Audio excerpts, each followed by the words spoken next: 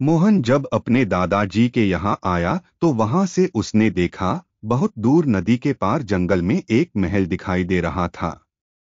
जंगल के भीतर महल था और उसका कंगूरा वहां से दिखाई दे रहा था। बाकी महल जंगल से ढका था। एक बार जब वह दादा के साथ नदी में मछलियां मार रहा था तो उसने दादा से पूछा कि वह क्या है जो जंगल के पेड़ों से ऊंचा दिखाई दे रहा है। वह एक महल है बेटा, लेकिन वहां कोई जाता नहीं। क्यों? लोग डरते हैं।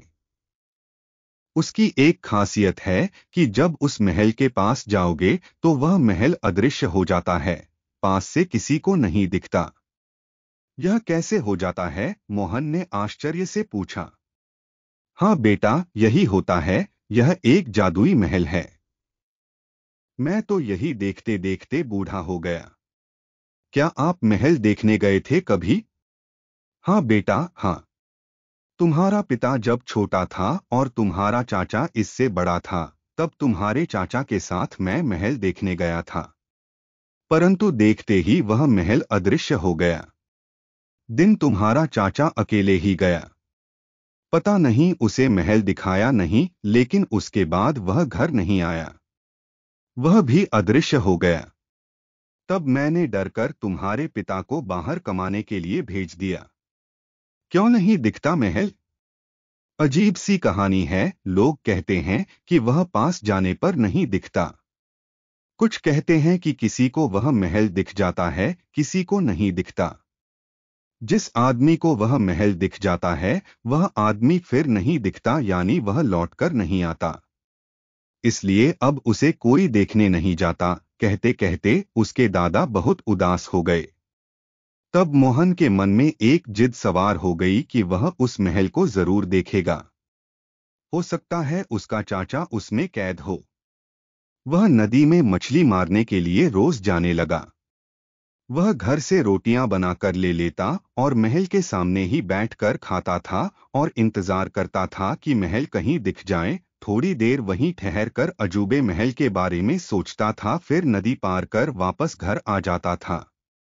रोज मछली मारने के लिए जाने लगा और महल देखने के लिए भी रोज जाने लगा। आज उसे मछलियां नहीं मिली तो उदास होकर नाव को इस किनारे से उस किनारे तक उदास होकर चलाता रहा। फिर नाव को एक तरफ बांधकर महल की ओर चल पड़ा। पास आते ही महल अदृश्य हो गया। तब वहीं मोहन एक पत्थर पर बैठकर रोटी की पोटली खोलने लगा। उसे बहुत जोरों की भूख लगी थी। तभी उसने देखा कि घने जंगल के बीच से एक रोता हुआ बच्चा उसकी तरफ आ रहा है। उसने लड़के से पूछा, क्यों रो रहे हो? मेरी माँ लकड़ियां चुनने आई है, न जाने किधर चली गई है। मुझे बहुत भूख लगी है, कहकर वह फिर रोने लगा। मेरे पास रोटियां हैं, तुम खाओगे? लेकिन गुड़ के साथ खाऊंगा। मैं रोटी के साथ गुड़ खाता हूं। बिना गुड़ की रोटी अच्छी नहीं लगती। मेरे पास तो सिर्फ नमक है। नमक रोटी? ठीक है, वही दे दो। देखते देखते वह बच्चा सारी रोटियां चट कर गया। एक भी रोटी या रोटी का टुकड़ा नहीं बचा। मोहन भूख से व्याकुल था, लेकिन तब भी खुश था कि उसने उस बच्चे का पेट भर दिया। उसका रोना बंद हो गया। तभी महल उसे दिख गया। महल उसके सामने खड़ा था। उसने देखा कि एक स्त्री महल से निकली। उसके हाथ में रोटियां, गुड़ और पानी था। लो मोहन, ये रोटियां और गुड़ तुम खा लो। पानी पी लो। मैं 3 दिनों से अपने बेटे को खोज रही हूं। ना जाने भूखा प्यासा वह कहां भटक रहा होगा। आप कौन हैं? और मेरा नाम कैसे जानती हैं? हम लोग इस महल के निवासी हैं। मैं इस महल की रक्षा करती हूं। जो व्यक्ति मेरे सामने दिख जाता है मैं उसका नाम स्वतः ही जान जाती हूं। यह हमारी विशेषता है। यह महल एक व्यक्ति की तरह सजीव है, निर्जीव नहीं। जब यह किसी प्राणी के भीतर उपकार वाली भावना देखता है तब खुद ही दिखाई देने लगता है, नहीं तो अदृश्य रहता है। आज तुमने अपनी भूख की चिंता ना कर मेरे बेटे की भूख शांत कर दी है, इसलिए खुश होकर आज यह महल खुल गया है। चलो मैं तुम्हें महल दिखाती हूँ। महल में प्रवेश करते ही मोहन ने देखा महल के भीतर एक बहुत बड़े गुफा का दरवाजा है। उनके जाते ही गुफा का द्वार खुल गया। वे लोग गुफा से आगे बढ़ते गए। गुफा से निकलकर बहुत बड़ा मैदान मिला। पहाड़, जंगल, नदी और उनके बीच एक और राजमहल। बहुत लोग खेतों में काम कर रहे थे। घोड़ों को खिला रहे थे, नाला रहे थे, खेतों में गाय चर रही थीं। मोहन को राजा के सामने लाया गया। राजा ने उसका स्वागत करते हुए कहा कि आज तुम हमारे मेहमान हो। तुम्हारा स्वागत है, तुम्हें जो चाहिए उसकी इच्छा मात्र से वह चीज तुम्हारे पास उपस्थित हो जाएगी। जाओ महल में आराम करो। वह भूखा था, उसने कुछ खाने की इच्छा जाहिर की। उसके सामने राजसी भोजन सज गए। उसने अच्छे वस्त्र की आकांक्षा की, राजसी वस्त्र उसकी देह पर सज गए। उसे नींद आने लगी। उसने सोने की आकांक्षा व्यक्त की, पलंग सज गया और वह सो गया। थोड़ी देर में वह जगा तो लोग उसके जगने की प्रतीक्षा कर रहे थे ताकि उसे चारों तरफ घुमाया जा सके। वह घूम रहा था और सोच रहा था कि यहाँ कितना सुख है। लेकिन उसे पता चला कि वहां के लोग जी तोड़ परिश्रम करते हैं, तब उन्हें भोजन मिलता है। वह बिना काम के यूं ही बैठकर कभी नहीं खाते। यहाँ यह अपराध माना जाता है। वे लोग परिश्रम से कमाते थे और खुशी से खाते थे।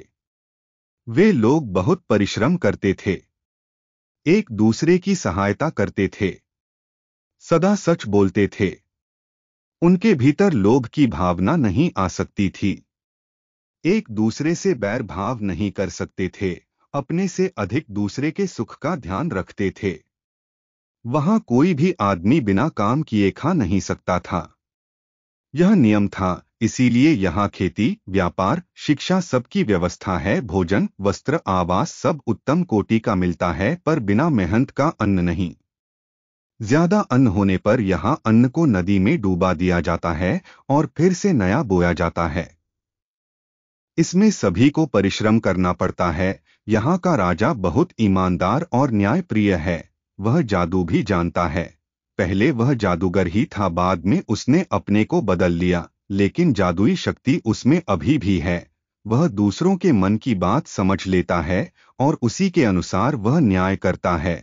जिस दिन किसी के मन में ईर्ष्या, द्वेष, लोभ, स्वार्थ की भावना आई, उस दिन वह व्यक्ति सोने की मूर्ति में बदल जाता है, निर्जीव हो जाता है। मोहन को एक और बहुत बड़ा महल दिखाया गया जिसकी दीवारें सोने की बनी थीं। उसमें एक बहुत बड़ा हॉल था जिसमें अनेक सोने की मूर्तियां खड़ी थीं।